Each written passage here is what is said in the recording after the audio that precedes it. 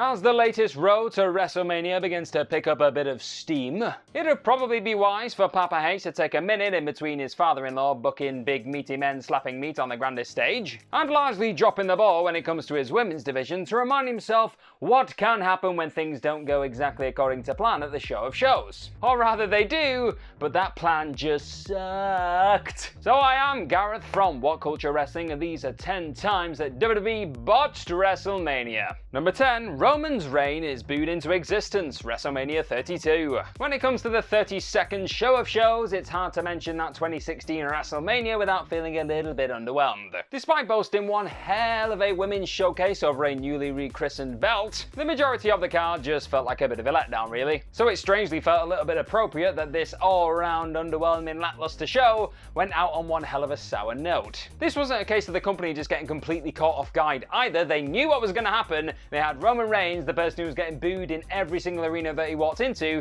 up against Triple H, who was literally just anybody but Roman Reigns. There was a chance here though before this event just to pivot ever so slightly and put Dean Ambrose into the mix, maybe in a three-way or just have him versus Roman for the WWE Championship. But did they take this lifeline that would have helped alleviate all the negativity that was no doubt going to be present in the stadium? Of course they didn't. Instead, Reigns' WWE World Championship reign was crammed down folks' throats, and they more than let WWE know about it. Hey, but at least all involved learned from their mistakes a year later though, right? Number 9, not letting the dead man rest in peace, WrestleMania 33. Now it was evident on the road to WrestleMania 33 that the dead man, The Undertaker, was not at his absolute best, was he? Because just taking one look at the way he entered that Royal Rumble showed you that this man had a dodgy hip and should have been nowhere near a wrestling ring. That and the fact that he was tasked with trying to get over a person who again had been booed for an entire year made any real hope of a critically acclaimed showing like the ones that he'd had all the way through WrestleMania's 23 to WrestleMania 30 pretty non-existent. But WWE saw this man at the Royal Rumble and was still only all too happy to throw him into the show of shows,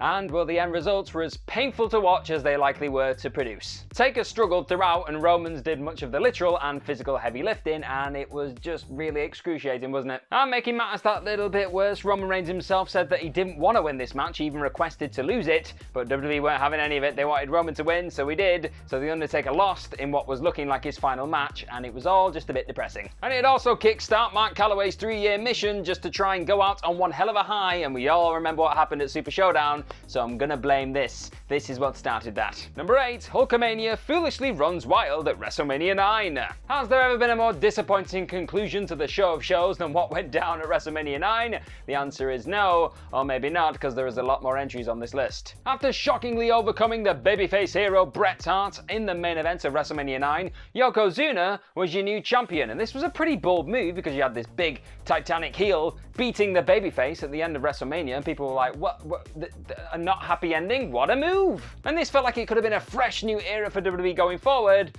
only until it quickly became known that it wasn't going to be this because Hulkamania was gonna run wild, brother! Yep, that's right, WWE reverted right back to good old tried and tested Hulkster over here, and things just all got very strange, didn't they? Because yes, Hogan had issued a challenge earlier that night to the winner of Bret Hart vs Yokozuna for the WWE Championship, but nobody in their right mind thought that was gonna happen straight after Bret Hart had salt thrown in his eyes and he got pinned. And then Hogan won the whole thing in like next to no time at all, and even dodged the salt that somehow felled Bret Hart, making Bret look even more foolish. This entire thing was silly, stupid, it didn't help anyone. And making matters that little bit worse, instead of doing the favors back to Hart like he said he would apparently further down the road, he chose to drop the belt back to Yokozuna at King of the Ring, rendering this entire thing pointless. What a pointless waste of time. Number 7, trying to follow The Undertaker vs Shawn Michaels, WrestleMania 25. Some incoming clashes have instant classic written all over them. So rather than trying to follow something like, I don't know, Hulk Hogan versus The Rock at WrestleMania 18, the smart move would have probably been just to end WrestleMania with something that was always going to be as huge as this. But of course, WWE foolishly decided to do the complete opposite to that. They put them on like third to last, and then you had a women's match and a World Championship match, and they both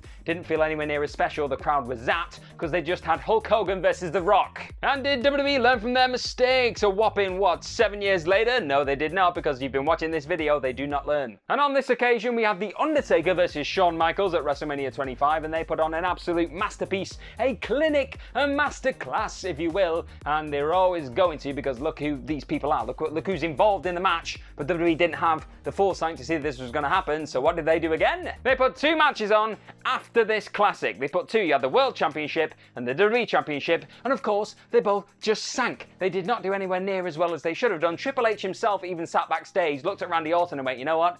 Think we're in trouble. Yes, they are. Yes, they were. It's all molding into one because my mind is melting again. Thankfully, the penny did finally drop a year later because they put these 2 bad boys on last, because who is going to follow this? Number 6, the ref counts Ronda's shoulders after a never-ending show, WrestleMania 35.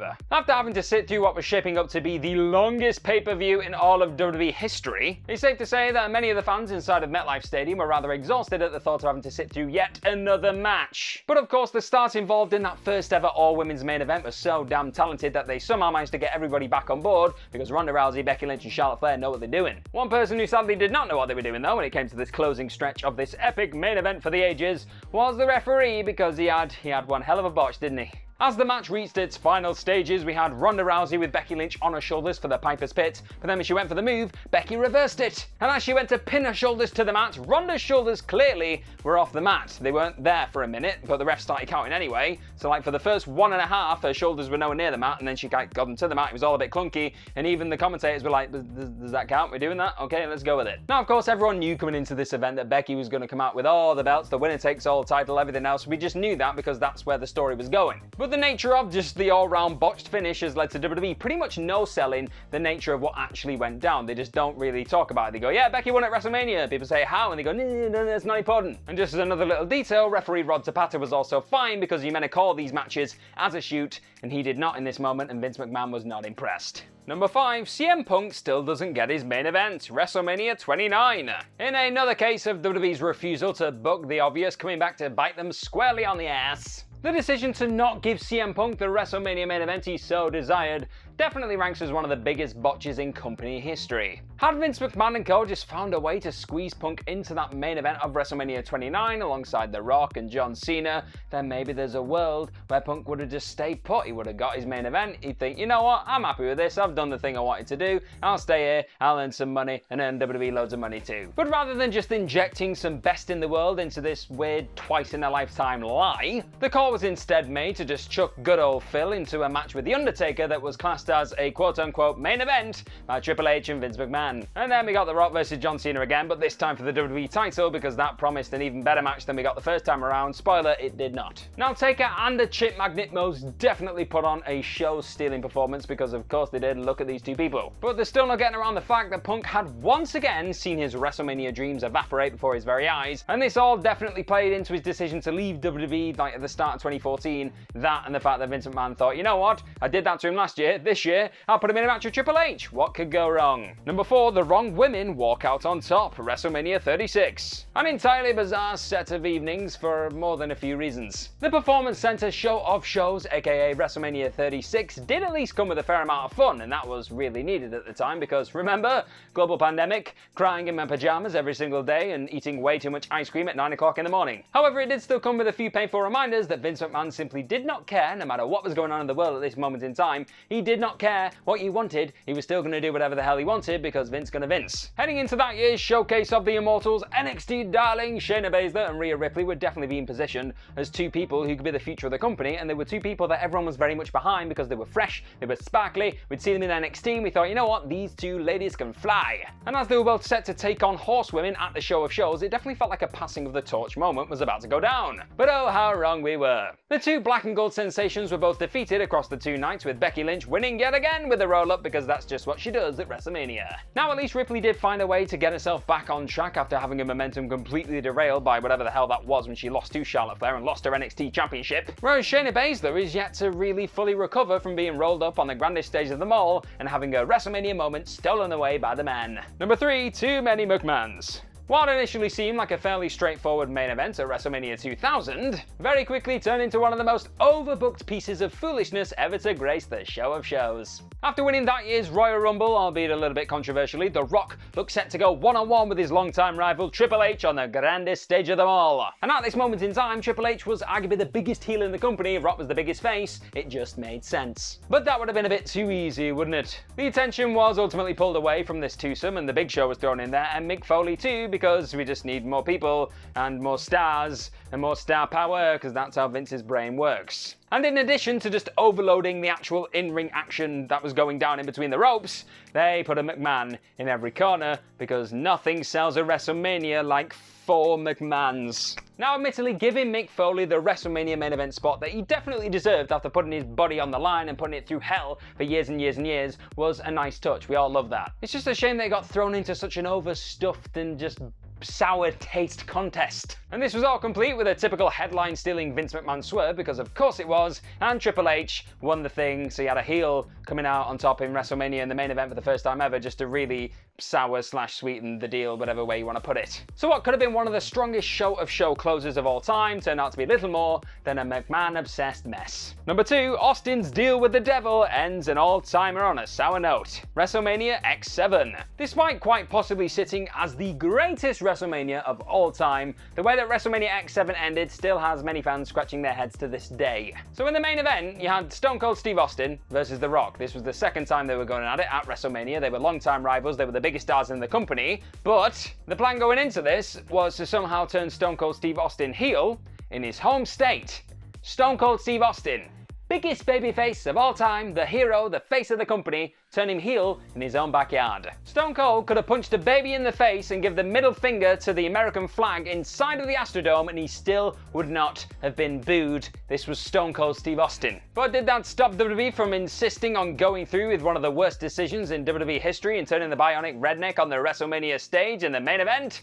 No, it did not. Not even the sight of Austin sharing a beer with his longtime mortal enemy Vince McMahon, the boss, the devil himself, could get people to boo him because they loved him, because it's Stone Cold. I don't know how many times I've got to say it, this was Stone Cold. Even Austin himself has admitted in years gone by that if he could go back, if he could jump into a time machine now, he would change things, he would call an audible, because you could hear the noise in that stadium, that arena at that moment. They were not booing Stone Cold, they did not hate him, so why not just lean into it and make an incredible WrestleMania moment? That's just what you do. And hell, if you did jump into that time machine, we might have been saved from the absolute failed experiment that was the Stone Cold Steve Austin heel turn in general too. Number 1, all of it, WrestleMania 27. It may have come equipped with the return of the People's Champion and one hell of a war between The Undertaker and Triple H. But outside of those few occasional highlights, WrestleMania 27, when you think about it, when those words get thrown into a conversation, you get chills, I get shivers, I'm shivering right now. Stuffing the biggest event on the calendar with a frankly disturbing amount of nothing matches. And these range from Michael Cole and Jerry Lawler doing whatever the hell that was, to the weird Snooki nonsense when they had that 6-person tag match with Snooki from, Jersey Shore. Snooki was there. The stage was then well and truly set for a truly horrific main event that everyone remembers for all the wrong reasons. Because despite walking out of the show of shows with the WWE Championship in a match that involved him and John Cena, a disturbing concussion and the fact that Rock got involved with the match late on completely overshadowed The Miz's massive win, with the attention then swiftly turning to The Rock versus John Cena at next year's WrestleMania. Yep, that's right, the most important main event of the year was little more than an angle to set up the following year's WrestleMania. A waste of time, talent, and energy from pretty much start to finish. To class this as the greatest botch of them all would be a bit of an understatement, wouldn't it? So that has been our list of any other times that WWE botched the grandest stage of them all, the show of shows, the showcase of the immortals. Then let us know all about them in the comment section right down below, and don't forget to like this video, share it, and subscribe to all things What Culture Wrestling, and follow myself on Twitter at gmorgan04, and follow everyone here at What Culture WWE at What Culture WWE, because that's what we're called on Twitter, What Culture WWE. Go and find us. And be sure to enjoy all of the other WrestleMania content that we have dropping around my lovely face at this point. If you've not already voted on the Ultimate WrestleMania card, go and do that if it's not already been decided. I never know when these videos are going to drop. In the meantime, just be good to yourself and let us enjoy this road to WrestleMania, because I want to see my Brock smash into an Omos, and I'm going to smile and pop a beer just for that.